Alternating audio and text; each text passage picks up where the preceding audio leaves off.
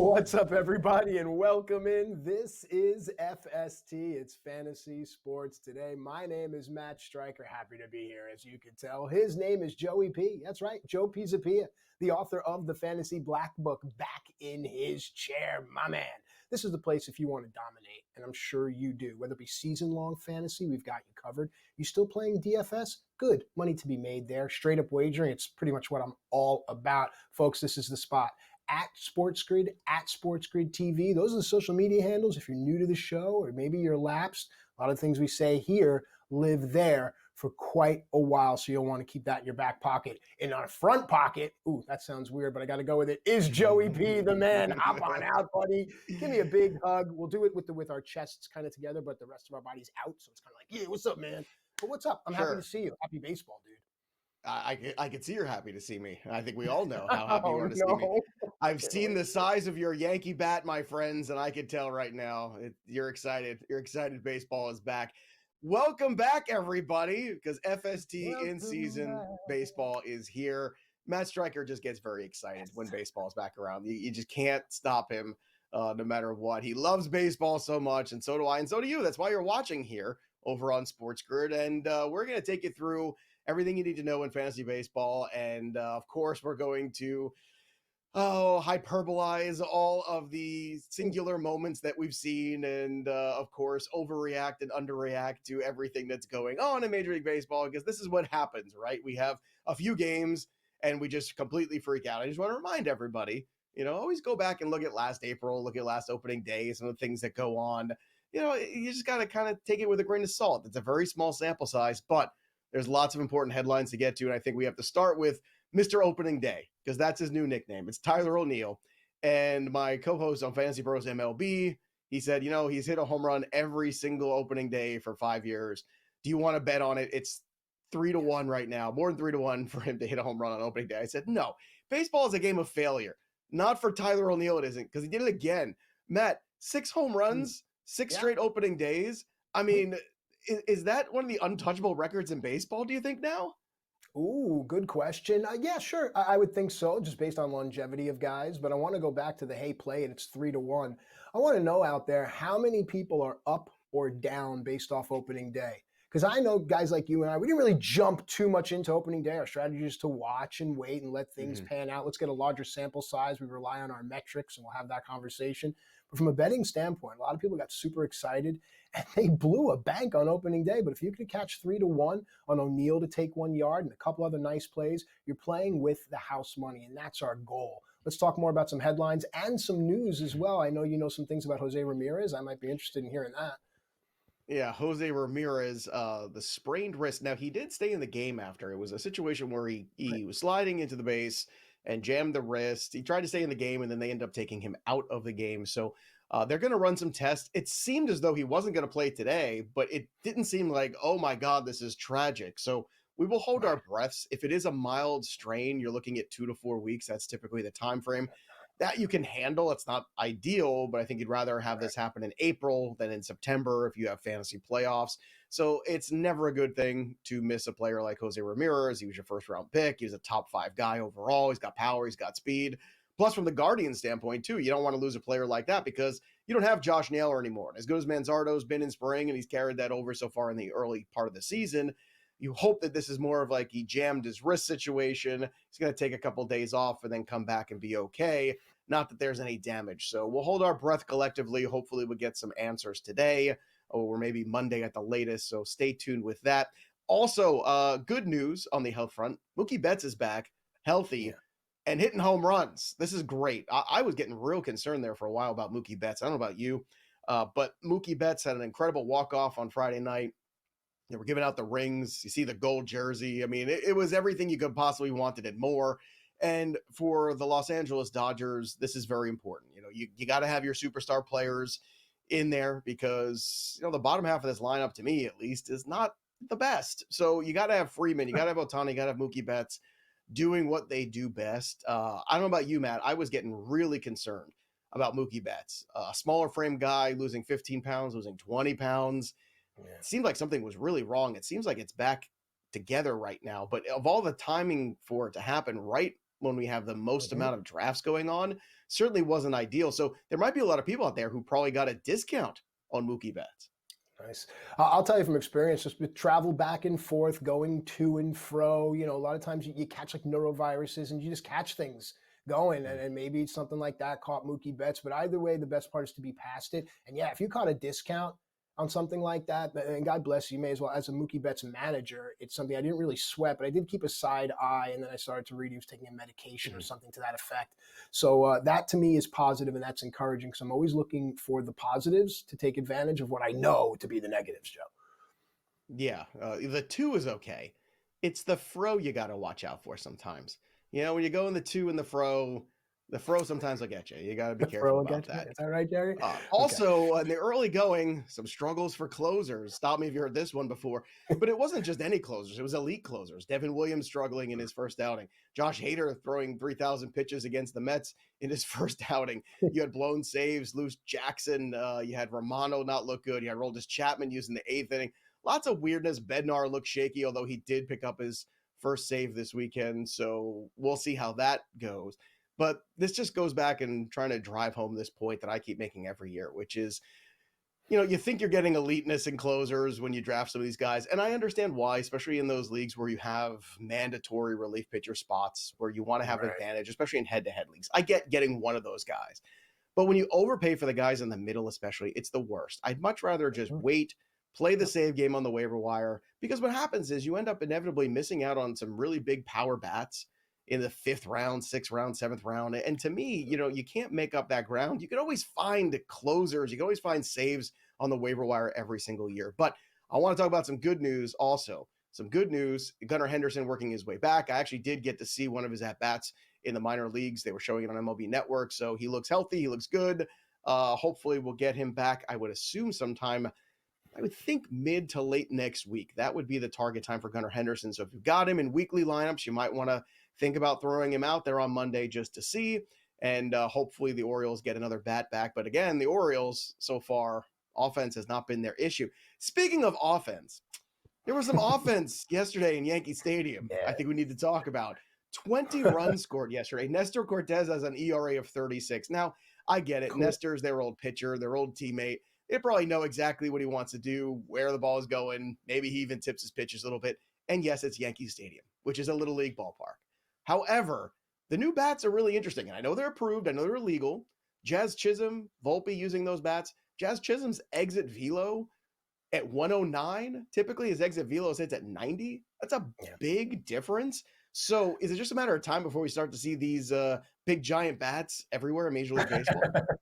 Why, thank you. Well, so here's the thing. Before we came on the air, our entire team here, TD Jake, Sam Y, the sports guy, Joe, and I were having this conversation. And it seems, just to paraphrase in a nutshell, the Yankees commissioned MIT to make these seemingly custom bats that are just tailored to the way they sit in the guy's hands, where the wood sits in the bat, so on and so forth. If this is approved, first thing I want to do is I want to be running to Anthony Volpe's home run prop today. I want to look at that and see that it's +4 numbers. I want to jump on that immediately, because if this is league approved and the Yankees have an advantage, then I want to be on that advantage as a wagerer moving forward. If the other teams get wind of this, hey, this is working, then if you're Milwaukee, if you're St. Louis, go and have these things done for your team. Run production is going to skyrocket. But for right now, if this is really a thing, and we're going to look at the exit velocities and see if it's really a thing, we got to take advantage of it, Joe. I agree. Volpe's got 2 home runs already in this early season. Just put that out there. I mean, it's really interesting. It's a very interesting thing, and it's not cheating because they did go through the channels. But what I don't understand is, why didn't Major League Baseball kind of release this to all the teams and say, hey, this is legal if you want to do it? Why are the Yankees the only team that has the proprietary IP on it? We'll see. More FST when we return after this.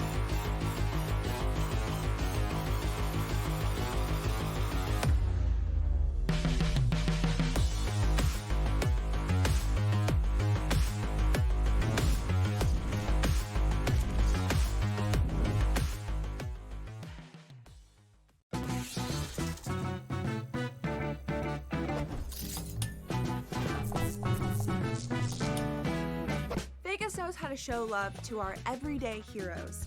So if you're a first responder, you are in for some perks. Lots of hotels and casino offer big discounts to any first responders who can show valid work or volunteer ID. So treat yourself to a discounted stay. You deserve it. See you in Las Vegas. Let's get lucky. Anyone that's been to a sporting event, the atmosphere before a game, I think Game Time Decisions has that same exact atmosphere. This is our arena.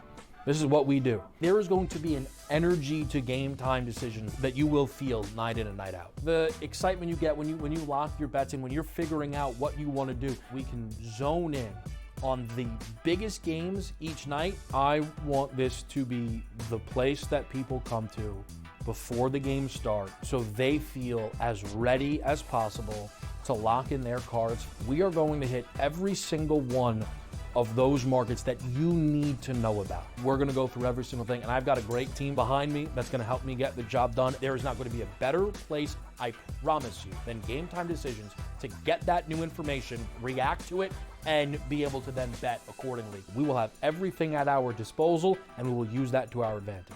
I'm Kevin Walsh. Tune into Game Time Decisions from 6 to 8 p.m. Eastern on SportsGrid.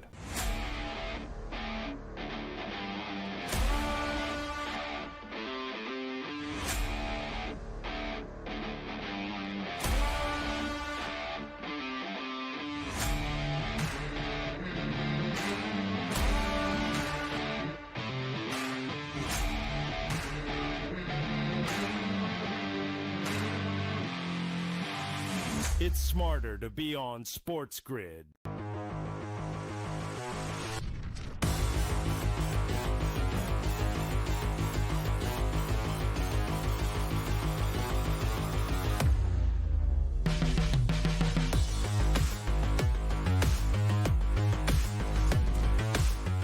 All right, welcome back into FST Fantasy Sports Today. Matt Striker and Joe Pisapia with you here. It's time now to talk about stashes, IL stashes. And it gets me to thinking, and I'll turn it right over to you, Joe. Where were some places that you hid stuff when you were a teen? You remember some of your stash spots?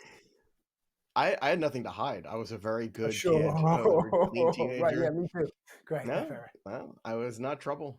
That's true. But this is the time of year where a lot of guys go undrafted because of injuries, and people have, roster spots in a lot of leagues still open, especially those IL spots. And sure, guys like Shane McClanahan probably still got drafted there a little higher on the trough. Brandon Woodruff, I would imagine, is still drafted in your league. But these are some other names that I think you should pay attention to. And if you have a healthy team going into this week and you have enough bench spots, why not stash a guy like Connor Norby? Now, Norby's going to play and qualify in many infield positions. And Norby is a bat that had some pretty decent minor league track record with the Baltimore Orioles. And we've seen the Orioles have no problem developing offense. That hasn't been their issue. Now, he got traded to Miami last year, and he's going to be an everyday player. So looking for depth in the infield is not always easy. So Connor Norby could be a guy who's, again, coming back from an oblique strain that you could probably stash and end up having, I would say, in the next 2 weeks or so, make it back to your lineup. And he's going to probably hit somewhere in the middle of that order as well. Miami's been, a little bit more interesting. You looked at opening day lineup, and I got to tell you, it looked like one of the worst lineups I'd ever seen. Otto Lopez, an interesting guy to pick up too, second baseman there. He seems to be playing pretty well. So right now, things have not gone too poorly for this Miami lineup to start. I imagine they will struggle over time, but there's still going to be guys on bad teams worth having. Xavier Edwards, Connor Norby, those are two names of the Marlins that pop out to me. And I think Norby is a player that if you stash him now, injuries are going to happen. He's a guy that could give you some eligibility in that infield, which is very important as you're trying to maneuver injuries. Look how many injuries we've had so far, right? Jose Ramirez goes down. We've had a Max Scherzer injury. Shocking. Who could have seen that coming already? So, injuries are going to happen. It's April. Depth is important all year round. So Norby's one of those stashes for me. Yeah, I like the advice, especially this early, just to try to look, if the Marlins are hot, you play them for a while. But overall, if you're on any other team, there's a triumvirate of doom in this league, and it's Miami, Chicago, and Colorado. But that's good because we know that, and we know how to wager on that. We know how to draft that way. We know how to play that way. But if early on Miami is outplaying what we think they're going to do, then why not take advantage? And you're right, his pedigree is there from the organization, from Baltimore into Miami. Now, again, overall, I don't see a lot of offense coming out of Miami, but It's the early part of the season. Ride the hot hand. Who do you have next? Another infielder, second baseman Tario Estrada, who plays now for the Colorado Rockies. And unfortunately, he's dealing with a hand issue. So hopefully he is going to come back in a couple months. Now, this is a little bit longer down the trough, but second base is rough. And I just want to point out, if you go back and look at 2022, 2023, it's back-to-back years for Estrada of having 14 home runs. He was sitting towards the top of that lineup, so the RBI totals aren't great. But in terms of runs scored, you've got a guy who could score somewhere in the 70s for sure. And now you're dropping him in Colorado, a guy who's a career 260 hitter, basically. And you're dropping him in Colorado as opposed to San Francisco, which is not the best hitter ballpark or hitter-friendly environment. So I actually really like this move here. I like this move in the offseason. He was one of the sleepers at second base we talked about just a few weeks ago, but unfortunately, spring training, he had the injury. So it's going to be a little while for him to come back. I know you have concerns because whenever you have any sort of hand issues, sometimes that can really zap the power. But I look at it like this, Matt. You know, the upside is there for a guy like Estrada in those home scenario games, especially if in those daily transaction leagues, and you can have Estrada playing second base and hitting in Colorado. The upside there is pretty good, and considering all the downside that exists at second base, I think you could do worse than Estrada, especially if it's a deeper league. But talk to that impact too, that some of these wrist injuries, hand injuries you've seen in the past, where it kind of saps those guys of the power. Well, I mean, just think about it. Even if you're a casual viewer, you know little to nothing about baseball at all, but you like watching it. Think about the mechanics involved in swinging a bat, a round bat, to hit a round ball, to turn your wrists. I mean, those things, do it right now, wherever you are, unless you're driving. Do it right now. It's hard to do if you have a broken bone in your hand or your wrist is bothering you. If you're driving, don't do it. Don't do that. Yeah, that. please. Or maybe just with one hand. But I like Thairo Estrada, and I like the move to Colorado. I like that lineup with Estrada in it, and Ezequiel Tovar and Michael Toglia and a couple of others. And I think this is a very good IL stash because finally, when healthy, that's the thing, man. You get a good IL stash when a guy is healthy. It's like you just picked up a guy or got a guy in a trade. It's a brand new bolster, an addition, and it makes you excited. It's a long season. Let's talk some pitching. Get me excited. Who do you have next? Well, another one who I feel like went undrafted, especially in shallow leagues, but I would pick him up immediately, is Shane Bieber. You're not going to see Shane Bieber for a while. I mean, it's going to be in the second half of the season for sure. But this is an ace. And as you're talking about, you know, teams would kill to have an ace added to a rotation at some point. Last year, before he got hurt in 2024, first two starts were incredible. 20 strikeouts in 12 innings before the Tommy John surgery. So you're probably not going to see him until you're looking at somewhere around July. That would be my guess.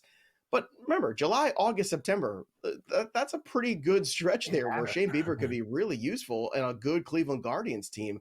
So to me, this is a guy that you absolutely, if he's still floating around the waiver wire or people just missed him because he wasn't high up in the rankings, that happens a lot, especially in those late drafts where people just, you know, aren't paying that much attention to the guys that are just kind of floating around because their projections aren't high in the sites because they're not playing till the second half of the year.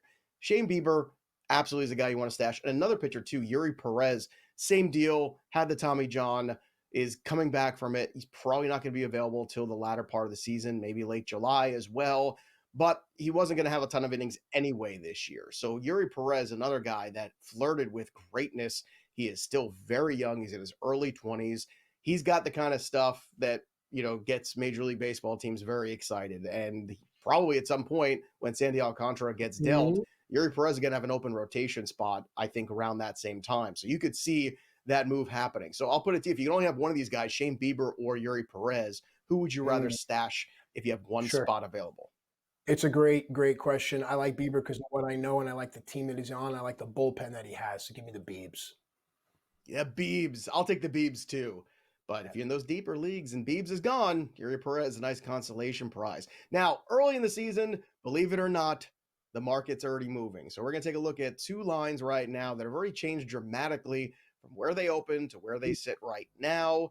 Just a couple games can move the needle quite a bit. And also, speaking of moving the needle, these Yankee bats, maybe you start betting on the overs for the Yankees at Giant Bats. Before Market Watch, we return.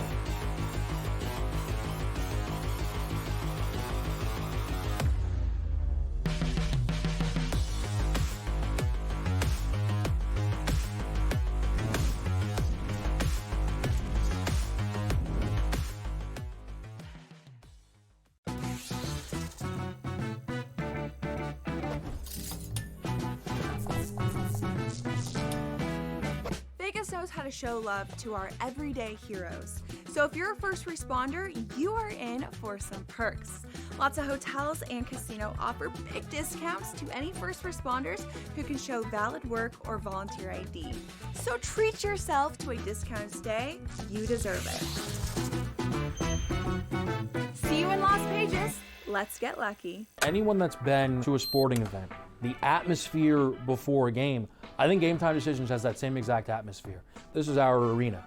This is what we do. There is going to be an energy to Game Time Decisions that you will feel night in and night out. The excitement you get when you lock your bets in, when you're figuring out what you want to do, we can zone in on the biggest games each night. I want this to be the place that people come to before the games start so they feel as ready as possible to lock in their cards. We are going to hit every single one of those markets that you need to know about. We're going to go through every single thing, and I've got a great team behind me that's going to help me get the job done. There is not going to be a better place, I promise you, than Game Time Decisions to get that new information, react to it, and be able to then bet accordingly. We will have everything at our disposal, and we will use that to our advantage. I'm Kevin Walsh. Tune into Game Time Decisions from 6 to 8 p.m. Eastern on SportsGrid.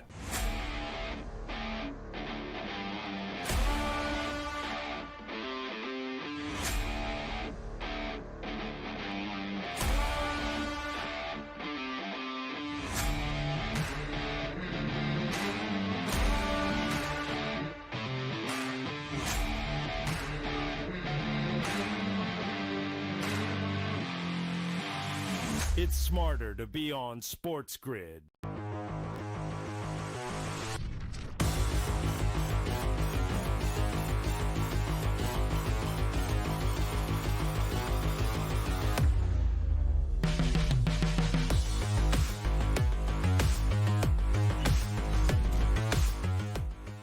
All right, welcome back into FST Fantasy Sports today. Matt Striker and Joe Pisapia with you here, a part of the incredible SportsGrid family, wall-to-wall coverage. You get the insight, you get paid. It's time to do some market watch here, Joe, now, and we're going to talk about how lines have already shifted, and you've been fantastic year over year with this, just finding the movement early and getting in. So while I plug a dime on Anthony Volpe to go yard at plus 1,200, talk to me about the market watch. What do you like? I mean, why wouldn't you at this point? He's got 2 home runs. He's using the big giant red bat. I mean, that's the meme too. The meme is the giant. I mean, because everyone who's had kids, I don't know if your kids have this yet. I know they're smaller. You mean I've been struck with it 1,000 times anywhere from the waist down. You have the yellow wiffle ball bat, the standard yellow or green, whatever neon color you find, right? And then for the kids when they're little, you get them the big giant barrel bat, the big giant red bat. And everybody loves the big giant red bat because it makes you feel like Barry Bonds when you hit the ball. It's a good time. It's fun. And I don't blame Anthony Volpe. He's smaller compared to some of the other guys. Smaller compared to Aaron Judge, that's for sure. What's also shrinking right now, see this? Look at that transition, is the Boston Red Sox number to win the East. Now, I know the Yankees have gotten off to a hot start here, but let's be realistic. That pitching still is underwhelming. So, without Garrett Cole all year, with Luis Heel starting the year on the IL, with Clark Schmidt, we can all be hyperbolic and all freak out about like, oh my God, the Yankees are scoring 5,000 runs. Like, okay, fine. Let's see what happens when they go on the road. Let's see what happens if this rotation starts to turn itself over a little bit. Then we'll have a much better look at who the Yankees really are. And in the meantime, the Red Sox are a team that I think is more built for this regular season. I like this rotation. They're going to get Brian Bayo back as well. Yep. They have rotation depth, which is something the Yankees don't have. So if Garrett Crochet, who was uninspiring, I would think, in his first start, but again, first starts, we throw them out the window. You look at this number, plus 350 down to plus 240. That number's moved. And I think a big reason why it moved as well is because you're getting Christian Campbell playing every day, who, by the way, the Red Sox are looking already at signing to an extension. So that tells you what the Red Sox organization thinks of Christian Campbell. You've got Bregman playing third. You have better defense now in this infield. And that's going to be very important for this pitching staff as well. Also, very important long-term to play good defense. And then you move Rafael Devers to the DH. Now, Devers off to a slow start for a couple of reasons. Number one, the transition to DH is difficult for everyday players. Yeah. Many have talked about it. Edgar Martinez famously talked about it, Matt, if you recall, where he really kind of struggled at first because you're used to being in the field, you're used to being in the moment, all that stuff. And then all of a sudden you're sitting on the bench and you've got to get ready. And it's learning how to play the role of DH, which is not easy. I think eventually that'll settle in and eventually that shoulder will start to feel a bit better. So if anything, I've seen Devers fall in drafts. I'm guessing he's going to be one of the buy low targets in next week's show when we start to talk about trades. But what do you think about this Red Sox team as it's currently constructed, the moves they made this offseason? I know the bullpen may be a little shaky. Liam Hendricks starting the year on the IL. Chapman's that guy right now. But what do you think about the Boston Red Sox and this division too? I know the Orioles good offensively, Yankees good offensively, but do you think the Red Sox are the most complete team? It's a great question, but I mean, if it's dropped $1 3 or 4 days into the season, something's up. If you believed in them, you should have gotten in at the plus 350. Complete, the bullpen remains a question. Complete is a strong word to use. The bullpen remains a question, but a lot of rookies, a lot of young talent on this team. And I think that's where the league is going. Rookies, youth. Let's see how they can play.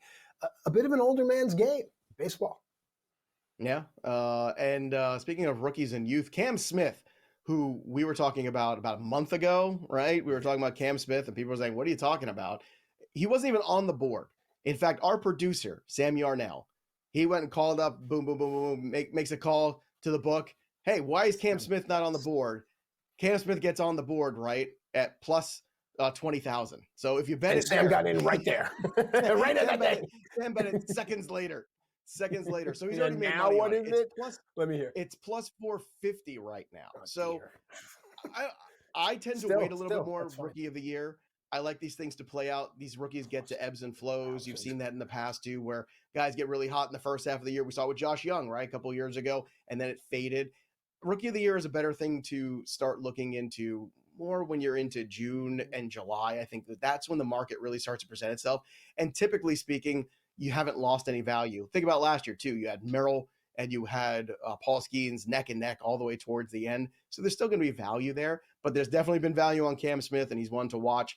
A spectacular player and a young player who already is right at the major league level. Now, that's just one young player. We're going to talk about some more when we come back, because there's other prospects to be stashing who probably went undrafted, who, if you're in deeper leagues, might make an impact sooner than you think. We'll be right back after this.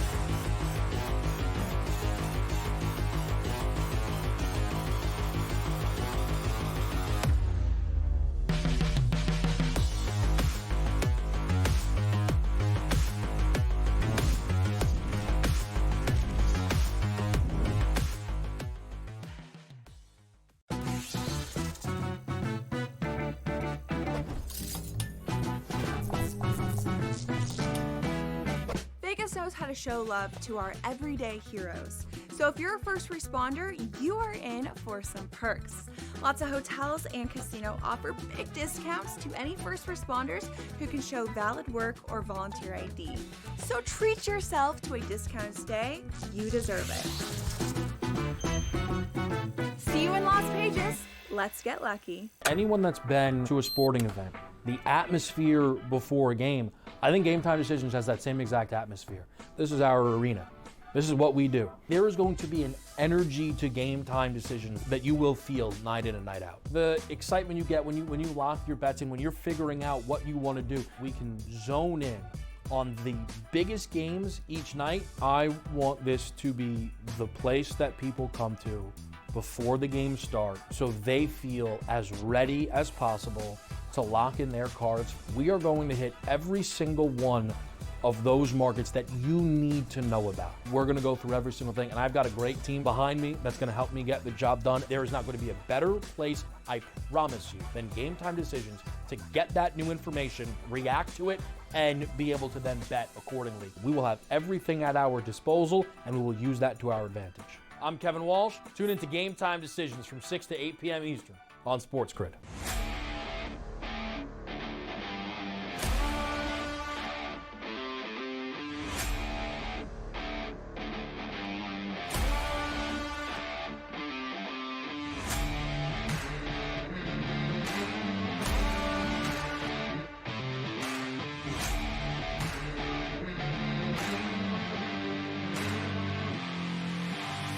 It's smarter to be on SportsGrid.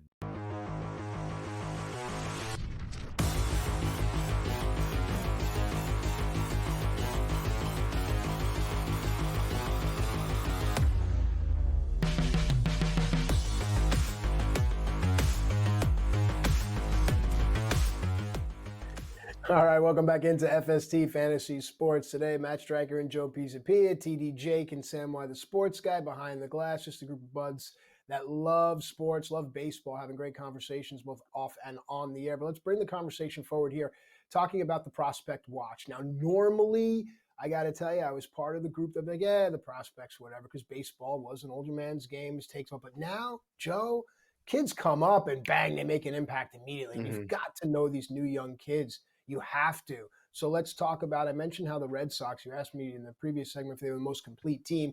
I said they have a lot of youth. They have a lot of youth coming. Let's start there with the Red Sox and some of their youth. Yeah, look, the Red Sox are using Christian Campbell as an everyday player. Roman Anthony on most processes actually ranked higher, not on mine personally, but certainly ranked high enough. And I think that's what's important about the Red Sox is depth. It's a long season, right? So if you have depth in the rotation, that's good. If you have depth in the bullpen, that's good. And if you have depth in your minor league system, it's crucial because inevitably injuries are going to befall you over those 162 games. And if you look at their current construction right now, you have Duran in left, you have Rafaela out there in center field, and you have Abreu out there. So not a lot of room yet for Roman Anthony, but at any moment you could see an injury opening up a spot for Roman Anthony or potentially a trade where they want Roman Anthony to play. The minor league season doesn't begin until April 4th. So you're not going to have any stats on these guys. You're not going to be able to figure out where they're going to be. He's going to be opening the season at AAA and probably went undrafted in most leagues because there's no room at the inn for him. But that seems like an inevitability right now, especially as the Red Sox are trying to lock up Christian Campbell. I think that tells you they're very keen on going with a youth movement. Now, I think Rafaela, who had a great spring, I don't think he's going anywhere. Although Abreu got off to a nice start, he would be the odd man out, in my opinion. Plus, he plays the position that Roman Anthony plays, which is right field. So I would be looking at adding Roman Anthony and stashing him if, again, you have enough bench spots. Some leagues have very shallow benches. You can't do this kind of stuff. Other leagues and deeper leagues tend to have more bench opportunities. So Roman Anthony, a guy that you stash now for two reasons. Not only could opportunity open up quicker than you think, maybe he gets 100 at-bats, and then all of a sudden he's so good you can't keep him down on the farm anymore. Or potentially he's a trade chip, right? Where somebody goes, you know what? I could really use some depth in the outfield. Oh, you've got the number one outfield prospect in baseball. Maybe throw him in a trade and you get something done for a pitcher or something else. So this is about acquiring assets. That's why we talked about the IL stashes. That's why we talked about these prospects you want to add to. Assets, talent on your roster is always a good thing, and that gives you the ability to get leverage when you have injuries and leverage when you're making trades. And Roman Anthony gives you both of those things, Matt. Yeah, no, I like it until it's Devers to the Dodgers for Bobby Miller and a player to be named later. Yeah, no, that's great. It's funny you mentioned that because there's a lot of people that think Devers is just unhappy now and he wants out. And he has a very, I would say, team-friendly contract compared to some of the other contracts we've seen in the last 2 years. So that would make Devers intriguing. Do you think that maybe there is something to that? Maybe Devers might want out of Boston? Yeah, that's completely the reason I made the joke. Good job picking up what I'm putting down here. We've been working together for so long. Nothing gets past you. Yeah, no, listen, all kidding aside, I always look at everything from a wagering perspective. But I think these teams looking at these young kids to handle the load of 162 games as baseball bettors, as fantasy baseball managers, you got to admit it's a bit arduous. I mean, we're only a couple of days in, and even I'm just like, all right, need everything to be compartmentalized for a minute. These young kids can handle that load. They can keep their exuberance. Their refractory period is there where they can bounce back and play back-to-back games. These are the things you look for as a bettor. As far as Devers goes, I mean, 10 strikeouts already? Some of the houses have wagers on how many times a guy's going to strike out. You would never think that Devers is the guy you're going to start to look at for that early kind of like lean, but you've got that, and it's disheartening. Let's move on and give me some more good news. Talk to me about another young player on a good team. Well, last year's number one overall pick, Travis Bazzana, is going to start the year in Double-A, and I think the path is something like 50 to 75 at-bats in Double-A, bumping him up to Triple-A, and then you'll see him probably around the All-Star break. That's my guess. Unless, of course, something changes, and we just saw Jose Ramirez, right? Just one snap. All of a sudden, the calculus changes, right? Right now, currently, they have Gabriel Arias at second base. That is not slowing. He is a placeholder. That's it. Right. That's all he is right now. And if for some reason they have to slide him over to third, right, because Jose Ramirez misses a month, why not just bring up Bazzana and give him a taste of the big leagues and see what happens? Who knows? Maybe he gets red hot. I will know this about Bazzana. This is an Australian kid who paid for his first trip to see Major League Baseball by selling Big League Chew. Okay. This kid is a baseball fanatic. He is unbelievable. I talked to Jeff Ponce about him from Baseball America, and the stories he had about Travis Bazzana, who he's got a good relationship with, are just crazy. He, some of his other teammates in college actually sometimes found him a little grating because he was so much into the game and so much into what's going on that they were just college kids sometimes. They wanted to have some fun, and all he wanted to do was win and play baseball, and that's it. That's all he was focused on, and that's going to serve him very well. So Bazzana, another guy to keep in mind. Now, I don't think that's probably the case we're looking at, but it's just an example of how quickly these things can turn and some of these kids might get an opportunity, because we saw it happen already just yesterday where it could be a scenario presented to itself. I'm not saying it's going to be, but Bazzana's a guy that I want on my bench for the second half of the year if I can hold him. Yeah, I agree wholeheartedly. And it all goes back to what we were talking about with the IL stashes segment. You really have to understand how to manage your roster, especially very early. I find myself going to that waiver wire multiple times a day and I have to say, Matt, take a minute, all right? Just because you want to press a button, just because you want to do something. There's smart ways to play, what Joe's talking about here and with the IL stashes in the previous segment. Then there's foolish ways to play, because play is something that kids do. But we're trying to win some grown-up money. Talk to me about some kids who are going to make up some grown-up money. Who do we have next? All right, some more kids are going to make up some grown-up money, which we love here. Kobe Mayo, who is not happy about being sent down. In fact, he had to apologize for his statements. And you know what? You shouldn't apologize, kid. You're 100% right. He's got nothing left to prove in the minor leagues. And then he said, if I go back down to the minor leagues and I struggle, then everybody says, oh, what's wrong with this guy? You know what? He's right. Kobe Mayo is right. All right. I want to just stand up here and say he's 100%. He shouldn't have to apologize for that, because the Orioles are jerking this kid around, and they just have a glut of really good infielders. You have Henderson, you have Westberg, you have Jackson Holiday. There's no room at the end for Kobe Mayo. So trade him. You need pitching desperately. Zach Eflin is not the number one starter on a playoff team. He's just not. Okay. No offense to Zach Eflin, but you've got to understand at this point, you need more in that rotation, especially Grayson Rodriguez health hanging on by a thread. So Kobe Mayo is that piece to bring you back something. The longer they wait, the more somebody else, a bigger market team like the Mets or the Yankees or the Dodgers, are going to swoop in and take one of those pitchers away from you. Go get one of them now if you can. And Kobe Mayo, I think, eventually is just going to force his hand either with the Orioles or somewhere else. So stay tuned with that. Next one, Jack Caglione, who Matt knows, another guy that got drafted last year that I absolutely love. I love this kid right here. He got reassigned to minor league camp. My guess is also he opens the year in AA, but the way he hit in the minor leagues, maybe 50 at-bats there, he could even go right to AAA. And the Royals are a team that is going to be very competitive. They're going to be in it. This guy is a legitimate slugger. I mean, he hits the ball a ton, left-handed bat. I love this guy, and I think Caglione is going to be in that middle of that order. And what you want to have him do is play first base, move Pasquantino over to DH, and let Sal Perez just catch every day. And then you give the kid a day off here and there and let Sal Perez DH. You just move it all around. You can get into a shuffle with those three guys, but having those three bats in that lineup is huge. And there's one more guy, too, a pitcher on the Cardinals, right from Matt Striker's heart. Quinn Matthews, another guy going to start the year in AAA. It's a matter of time. That rotation is no good. I'm sorry. Quinn Matthews is very good. Young left-handed pitcher. Game yesterday. Look, man, this guy is a young left-handed stud pitcher. They don't grow on trees. I think he probably makes a handful of starts, maybe half a dozen before you see him. So he is probably, of all these names, I would say the most immediate. What are your thoughts on Quinn Matthews being the first of this group to reach the big leagues?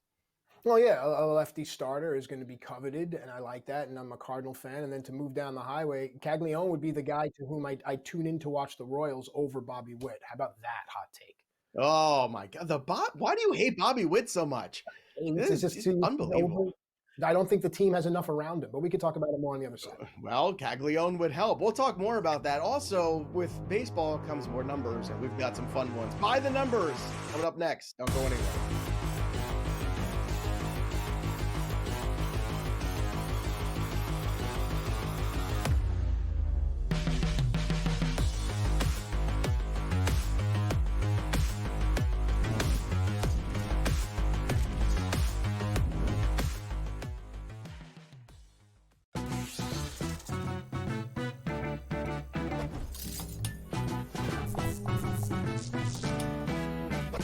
Knows how to show love to our everyday heroes. So if you're a first responder, you are in for some perks. Lots of hotels and casino offer big discounts to any first responders who can show valid work or volunteer ID. So treat yourself to a discounted stay. You deserve it. See you in Las Vegas. Let's get lucky. Anyone that's been to a sporting event, the atmosphere before a game, I think Game Time Decisions has that same exact atmosphere. This is our arena. This is what we do. There is going to be an energy to Game Time Decisions that you will feel night in and night out. The excitement you get when you lock your bets in, when you're figuring out what you want to do, we can zone in on the biggest games each night. I want this to be the place that people come to before the games start so they feel as ready as possible to lock in their cards. We are going to hit every single one of those markets that you need to know about. We're going to go through every single thing, and I've got a great team behind me that's going to help me get the job done. There is not going to be a better place, I promise you, than Game Time Decisions to get that new information, react to it, and be able to then bet accordingly. We will have everything at our disposal, and we will use that to our advantage. I'm Kevin Walsh. Tune into Game Time Decisions from 6 to 8 p.m. Eastern on SportsGrid.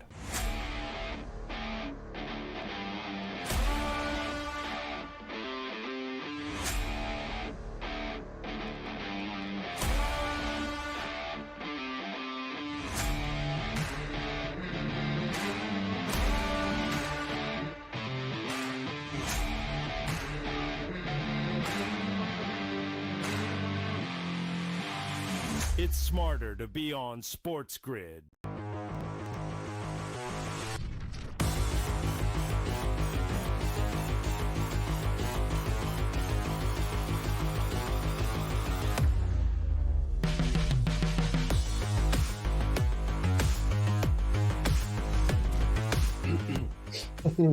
All right, welcome back into FST Fantasy Sports Today. My name is Matt Striker. His name's Joe Pisapia. And you know you're doing the right show. You know you're in the right place when before the break, your producer is talking like super minor league prospect baseball, just off the cuff, as he's also counting you in. That's what you're dealing with here at SportsGrid, folks. It's no shade to any other network or any other sports choice you make, but if you want to win and you want to do it in a smart way, you're not out there with these delusions of grandeur, these visions of splendor, just a smart plus money play here from people that really know and love the game, then this is home. Joey P, I know I've got my feet up on your coffee table. I'll take them off in your home because it's time to go buy the numbers. And this is really where you shine. That's what we're all about. We're about taking these metrics and turning them into dollars. What do you have? Well, let's go back to Cam Smith for a moment because Cam Smith got to big leagues quick. Just 32 games. That's all it took of professional baseball in the minor leagues before he became a big leaguer. Now, circumstance had a lot to do with that, of course. When the Houston Astros move on from Kyle Tucker and move on from Alex Bregman, there's opportunities. But to his credit, he has taken those opportunities by the reins and made the most of them so far. He did get a day off yesterday. So I think they're going to be careful with him. It's a long season. You want the kid to, make sure he doesn't get too up or down, give him some breathing room as well, because it's a long season for a kid who's never played 162, and he's not going to play 162 this year. We already know that. So Cam Smith did make it so quickly, it begged to ask the question, well, who made it quicker? Only two players. Pete Incaviglia, who played 0 games, went right from college. He was one of the best college hitters ever, went straight to the big leagues for the Texas Rangers. And then John Olerud, only 6 games. Those are the only 2 guys that have less professional baseball experience before making the opening day roster. I thought that was kind of a stunning situation. You don't see that very often, guys who go right from college to the big leagues, but Cam Smith apparently is going to be in that class. John Olerud had a pretty damn good career. He was a perennial all-star, great defensive first baseman, just a great guy overall. And then Pete Incaviglia, a fun player. He flashed some power. Do you think of Pete Incaviglia as a Texas Ranger, or do you think of him as a Philly? That's the question. No. Inky Dinky Doo is a Texas Ranger all day long. And as a grown man, I just said that across national airwaves. Now, great John Olerud, quick story. And Ricky Henderson just passed, God rest his soul. Ricky Henderson says to John Olerud when they're on the Mets, I think it's, hey, you wear a batting helmet out in the field. You told this story. I'm sorry, I'm taking it about. You wear a batting helmet out in the field? Yeah, I played with a guy. He used to wear a batting helmet in the field. Yeah, Ricky, that was me. It was us in Toronto. Oh, it's just great stuff. So good. Yeah. You got to love Ricky Henderson. Just amazing. Next up here on our list is Austin Wells. They made such a big deal. I was watching MLB Network when he was coming up to bat. They were talking about Austin Wells. I can't believe there's a catcher leading off, and then he proceeds to go yard. So Austin Wells, not only a magnificent mustache. Can we get a look at the mustache? I mean, it's magnificent. Yep. This is throwback, great stuff here. You love seeing this. But the Yankees have played more than 18,000 games. This is the first time ever that they've had a catcher in the leadoff spot. Now, Rick Cerrone wasn't very fast. Butch Weiniger, not a guy you hit at the top of the lineup. There were a couple other catchers in Yankee lore. Bill Dickey, Yogi Berra, Thurman Munson. Those guys were pretty good. But, I mean, think about that. That's pretty stunning that in all those years, not one catcher for the New York Yankees. Jorge Posada, not a leadoff guy, right? But that is kind of interesting. 18,000 games, and it never happened just once by accident. The structure of baseball has changed. And when I was a kid, I remember my parents would say, Matthew, you need structure. That was my mom, my impersonation. As a father now, it's important. Structure. Structure of games completely blown off the doors. It's not the speedy guy at the top of the lineup. It's not your contact guy at the 2. And then this guy. That's not what it is anymore. Now it's, hey, Kyle Schwarber, Aaron Judge are leadoff guys. Austin Wells, why not? Your hit tool works. Go right ahead. Does that portend the absolute chaos that's coming for the game? That I can't speak to, but it does say about just sometimes the old way of doing things is just that, old. You know what's funny? I just Googled greatest leadoff hitting catcher, and AI told me Austin Wells. Yeah. Good job, Grok. I just want to say I think AI is broken, everybody. I just I think it might be. Like, come on, Austin Wells. There's got to be somebody. Didn't Craig Biggio hit leadoff? I feel like a little bit. There's somebody else out there. But maybe as a second. Come on.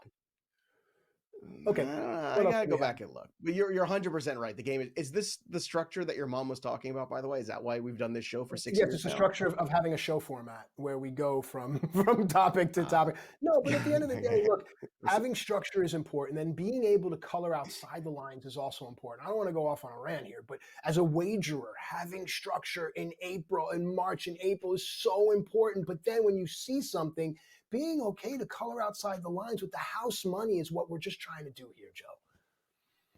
I'm still looking for Russell Martin. There's a guy. He hit lead off a little bit. Russell Martin. I found one. Thanks, Google. Anyway, let's get back to some more stuff here. Let's talk about the Orioles. Man, oh man, look, next year I'm going to learn my lesson. Bet on Tyler O'Neill to hit a home run. Doesn't matter. I mean, 6, 7, 8. It doesn't matter. Tyler O'Neill opening day, home runs. The other thing is the Orioles on opening day, the over. The team total over at the very least, because my God, the Orioles streak, unbelievable. 10 plus runs, 3 straight season openers. That ties a major league record shared by the Reds in the 1890s, and then the Brewers from 94 to 96, the 1890s. I bet you didn't have that on your bingo card today. Also, bask in his greatness, ladies and gentlemen. The most games with at least 1 home run and a walk in the same game before turning 27. Look at this list here. Mickey Mantle, 115. Jimmy Fox, 114. Eddie Matthews, 106. Mike Trout, 105. Mel Ott, 101. And Juan Soto, 26 years old, 100. Matt, that's a pretty good group of company, don't you think? It speaks to Juan Soto's eye and his discipline. I'll bring it back to having structure and then being able to color outside the lines, right? Look, Juan Soto can look a pitch into a catcher's glove and work a count and get a walk.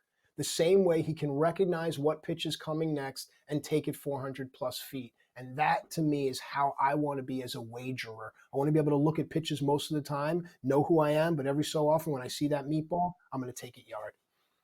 One more fun one before we go. I was giving the Marlins crap about how bad their lineup was, but they did beat Paul Skeens on opening day. Fun fact, their playoff odds improved after that from 1.1% to make the playoffs to 1.3.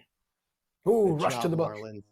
Good job, Craig Mish. Very exciting. Look at that. Look at those odds. 1.3. Go bet it now.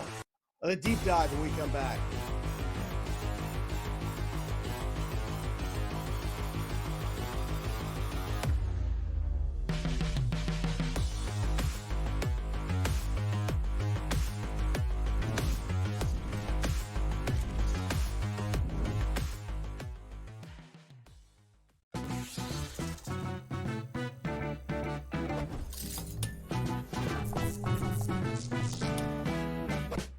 knows how to show love to our everyday heroes. So if you're a first responder, you are in for some perks. Lots of hotels and casino offer big discounts to any first responders who can show valid work or volunteer ID. So treat yourself to a discounted stay. You deserve it. See you in Las Vegas. Let's get lucky. Anyone that's been to a sporting event, the atmosphere before a game, I think Game Time Decisions has that same exact atmosphere. This is our arena. This is what we do. There is going to be an energy to Game Time Decisions that you will feel night in and night out. The excitement you get when you lock your bets in, when you're figuring out what you want to do, we can zone in on the biggest games each night. I want this to be the place that people come to before the games start so they feel as ready as possible to lock in their cards. We are going to hit every single one of those markets that you need to know about. We're gonna go through every single thing, and I've got a great team behind me that's gonna help me get the job done. There is not gonna be a better place, I promise you, than Game Time Decisions to get that new information, react to it, and be able to then bet accordingly. We will have everything at our disposal, and we will use that to our advantage. I'm Kevin Walsh. Tune into Game Time Decisions from 6 to 8 p.m. Eastern on SportsGrid.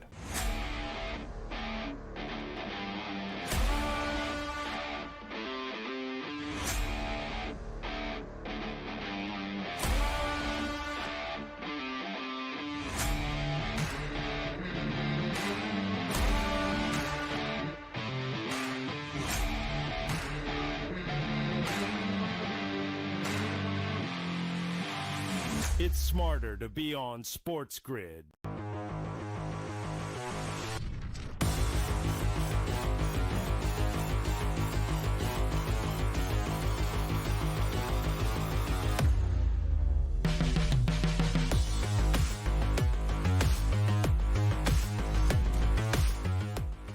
All right, welcome back into FST Fantasy Sports Today. Matt Striker and Joe Pisapia with you here, giving you everything you need in order to dominate. There's really no other way to do things, in my opinion. It's time to do a deep dive now, alliteration aside, on a guy that's quickly becoming one of my favorite pitchers. But what I'm disliking, Joe, is that he's quickly becoming a household name. Book's totally caught up. Everyone seems to know him.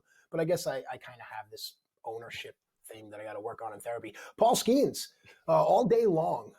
He's going to soon become unwagerable because he's going to be like the Dodgers. You know, it's just going to have to try to find a way to couple him with something just to try to return plus money. What's the deep dive telling us? Well, he was the number 1 overall pick 2 years ago. Just saying, like, Cool. I think everybody. It's not really. I still want to be able to bet on him. That's fine. That's what you can bet on him, but it's going to cost you. Unfortunately, it's going to be very expensive for you to bet on him. Paul Skeens is the fastest number 1 overall pick. Again, just 2023 to make his first opening day start. So a little bit of trivia of who the other two were that were quicker. Mike Moore, 1981 for the Seattle Mariners, opening day. 1984, so he was drafted in 81, and then Sam Yarnell's own Steven Strasburg, number 1 pick in 2009, opening day starter in 2012. So a meteoric rise for Paul Skeens, a guy that is obviously, as Matt said, just looking like one of the most dominant pitchers in baseball. The only question is, does the arm hold up over a full season? Because when you have that kind of velocity, I know his routine is unique. I think it's fun. I like that he throws the football like Nolan Ryan. Right? I like that. Yeah. And I like that he's got a different arm angle. I actually think that's a positive. And he had changed that arm angle. He used to be more of an over-the-top pitcher if you go back and look at more of the high school, early college days. And then he changed that arm angle a little bit. And that's when things really took off for Paul Skeens. And to your point earlier, you said these guys are getting faster and faster to the major leagues. We just gave you that stat about Cam Smith.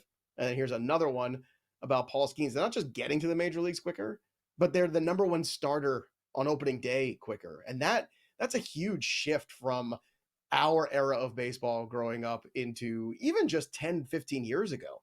That shift didn't happen. There were guys that you would watch, but there weren't guys that you were drafting because you had to make sure you had the asset, man. I think that's the big change in fantasy baseball the last 10 years.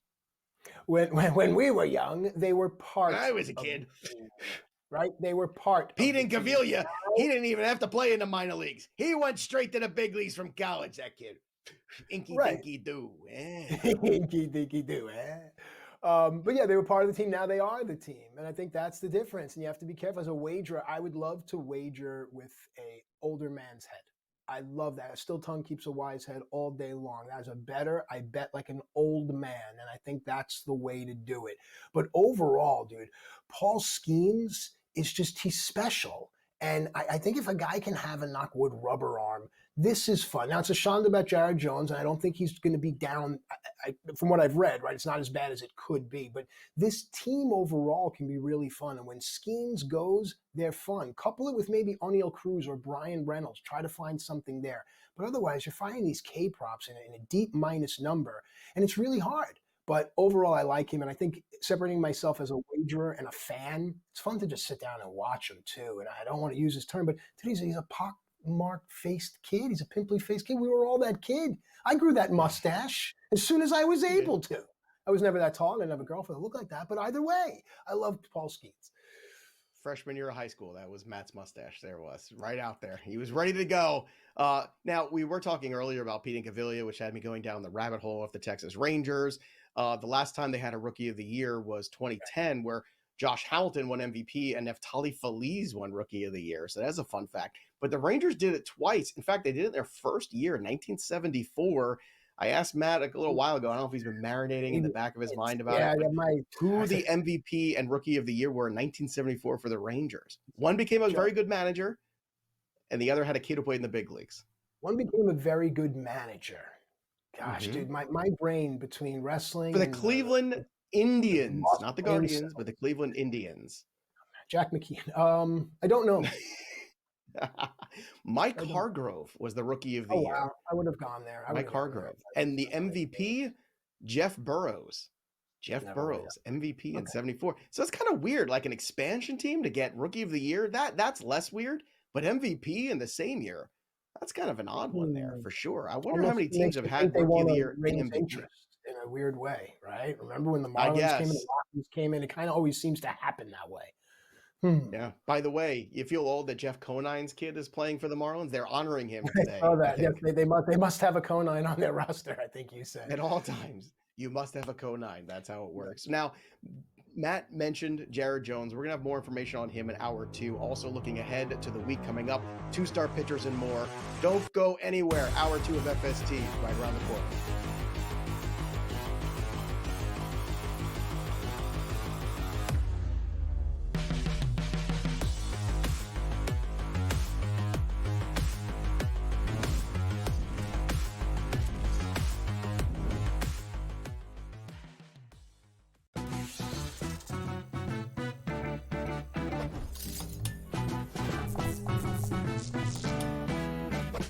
Knows how to show love to our everyday heroes. So if you're a first responder, you are in for some perks.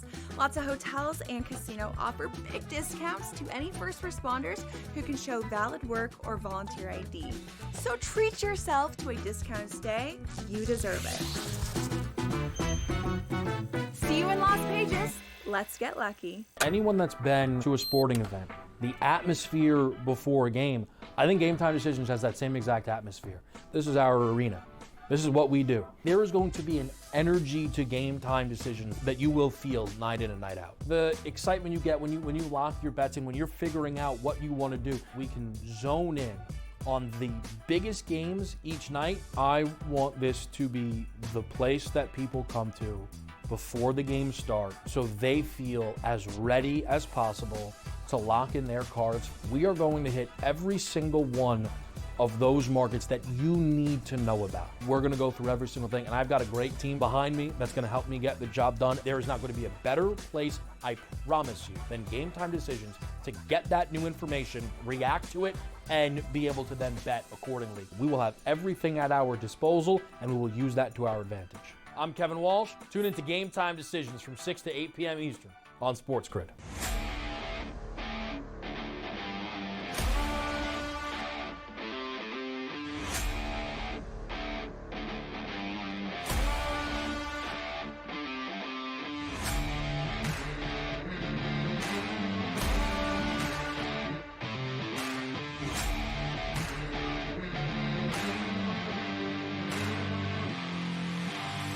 It's smarter to be on